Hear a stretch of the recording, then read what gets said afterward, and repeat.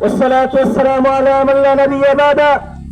أما بعد، أعوذ بالله من الشيطان الرجيم. بسم الله الرحمن الرحيم. محمد رسول الله والذين معه أشداء على الكفار رحماء بينهم.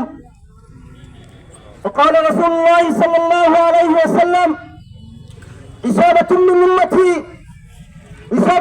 أمتي أحرزهم الله من النار إصابة تغزو هند أو كما قال. শিক্ষা আপনারা মুসলমানদের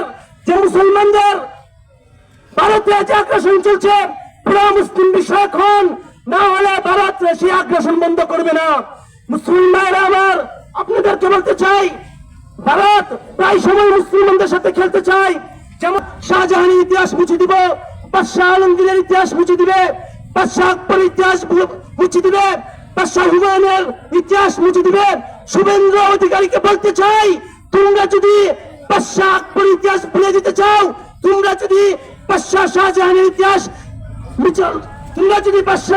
ইতিহাস মিটিয়ে দিতে চাও, তোমরা যদি বাদশাহ আলমগীরের ইতিহাস মিটিয়ে দিতে চাও, তাহলে তোমরাই পুরো ভারত থেকে মিটিয়ে যাবে ইনশাআল্লাহ।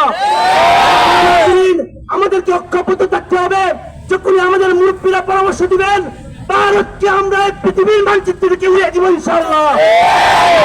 মুহতারাম হাজিরিন, কথা হবে স্লোগানে, দেখা হবে নাসপতে নাসরুম মিনাল্লাহি ওয়া ফাতহুন করিব ওয়া বাশশিরিল মুমিনিন। আসসালামু আলাইকুম ওয়া রাহমাতুল্লাহ।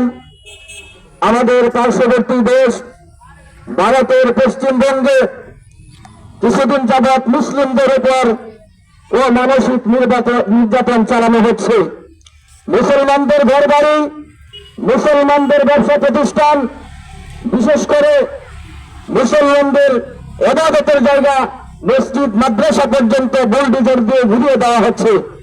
সম্মানিত তৌহিদি জনতা, আপনারা জানেন এটা নতুন কোন ঘটনা নয়, বরং আমরা যুগ যুগ ধরে দেখে আসছি মুসলমানদের উপরে এই নিপীড়ন আর নির্যাতন।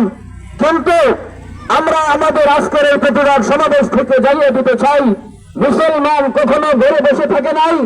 মুসলমান বীরের জাতি, মুসলমান কখনো কোনো অপশক্তিকে ভয় পায় না।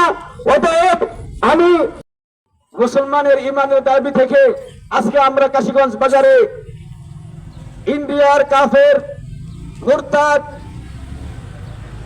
হিন্দু এই সম্প্রদায়কে আমরা জানিয়ে দিতে চাই, আজকে তোমরা আমাদের মুসলমান ভাই বোনদের উপর যে নির্যাতন নিপীড়ন করছো, এটা তোমরা মনে করো না মুসলমানদের দুর্বলতা, বরং সারা বিশ্বের মুসলমান যেখানে ছড়িয়ে ছিটিয়ে আছে, সবাই যদি আমরা একত্রিত হই, ঐক্যবদ্ধ হই, তাহলে হিন্দুত্ব মালউনের জাতি গোষ্ঠী এরা পালানোর মতো কোন রাস্তার খুঁজে পাবে না ইনশাআল্লাহ। এই জন্য আমরা রাসূলের হাদিসের সেই প্রেক্ষিতে আমরা প্রকৃত মুসলমান কখনো ঘরে বসে থাকতে পারে না।